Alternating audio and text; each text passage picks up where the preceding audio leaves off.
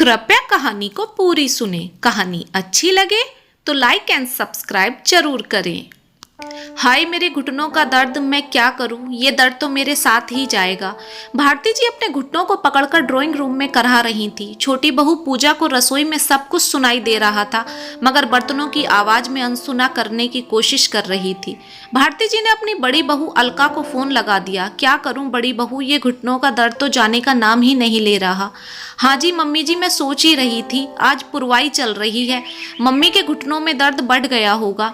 आपके घुटनों के दर्द के नुस्खे ही देख रही थी फोन में। एक वैद्य जी बता रहे थे अगर गाय के घी को 100 बार धुलकर उसकी मालिश घुटनों पर करी जाए तो कैसा भी घुटनों का दर्द चला जाता है। आप पूजा से ये नुस्खा बनवा लो, आराम आ जाएगा। चल मैं अभी पूजा से ये बनवाती हूँ, कहकर भारती जी ने फोन रख दिया। अरे पूजा, अपने गाय का घी है क्या? हाँ जी मम्मी जी, उसे 100 बार धो के ला। छोटी बहू पूजा घी को आधे घंटे तक धोती रही और भारती जी को देकर अपने कमरे में चली गई।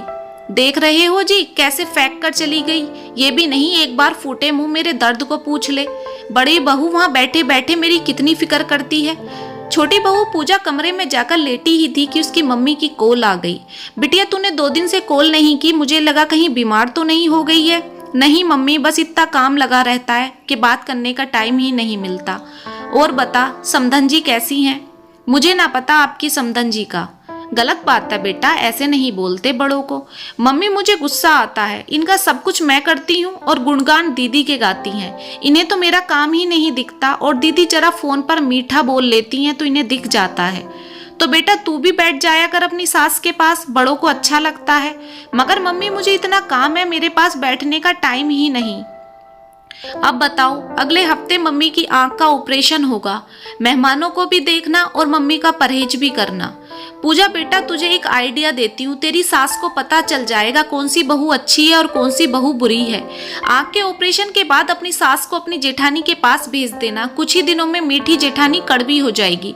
पूजा को अपनी माँ की बात समझ आ गई। अगले हफ्ते भारती जी की आंख का ऑपरेशन हो गया। डॉक्टर ने आंख को गर्मी से बचाने का सुझाव दिया। मम्मी जी आप कुछ दिन के लिए दीदी के यहाँ रह आओ ना, वहाँ एसी लगी है। हाँ ये बात तो तू सही कह रही है, चलो जी हम दोनों 1 महीने बड़ी बहू के घर रह आते हैं। सास ससुर को दरवाजे पर देखकर बड़ी बहू का चेहरा पीला पड़ गया। अरे मम्मी जी आप? बेटा डॉक्टर ने आँख को गर्मी से बचाने को बोला था, वहाँ तो पंखे ही चलते हैं, लाइट भी तमीज की नहीं आती। तेरे तो एसी लगी है ना, सोचा मेरा परहेज भी तू अच्छे से कर देगी, इसलिए हम आ गए। ठीक किया मम्मी जी, बड़ी बहू ने मुंह पिचका कर बोल दिया। मम्मी जी एसी तो हमारे बेडरूम में लगी है, आप कहाँ सोएंगी?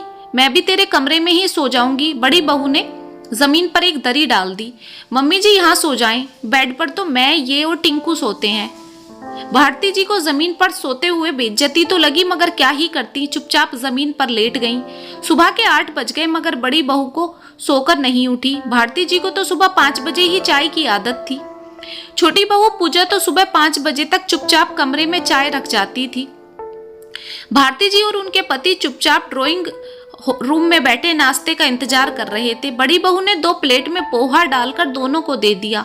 बड़ी बहू तेरे पापा तो सुबह नाश्ते में 2 फुलके खाते हैं, इन्हें तो कुछ और खाकर गैस बन जाती है। पापा जी अभी यही खा लीजिएगा, रोटी दोपहर में बना दूंगी, कहकर बड़ी बहू चली गई। भारती जी और उनके पति एक दूसरे का मुंह देखते रह गए।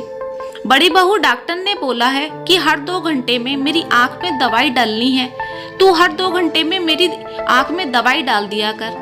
मम्मी जी मुझे और कुछ काम नहीं है क्या जो मैं हर घंटे आपके सर पर खड़ी रहूंगी? क्या काम है तुझे? तेरे तो काम वाली भी आती है और छोटी बहू तो अकेली सारा घर संभाल लेती है, तो छोटी बहू के पास ही चली जाए ना, कहकर बड़ी बहू पैर पटकाकर चली गई। देख रही हो भारती, आज तक पूजा ने तुम्हारे सामने जवाब नहीं दिया, बिन बोले ही हमारा सारा काम करती है, और तुम्हारी ये बेटी बहू 2 दिन में ही अपना रंग दिखा रही है। तुम भी तो कभी उससे प्यार से नहीं बोली जो वो तुमसे बोलेगी। हाँ जी आप सही बोल रहे हो, बहुत बड़ी गलती हो गई मुझसे, मगर अब आँख खुल गई है। इतने ही फोन की घंटी बजी। हेलो मम्मी जी, मुझे पता है आप वहाँ ठीक नहीं होंगी, घर आ जाओ। छोटी बहू की ये बात सुनकर भारती जी की आंखों में आंसू आ गए।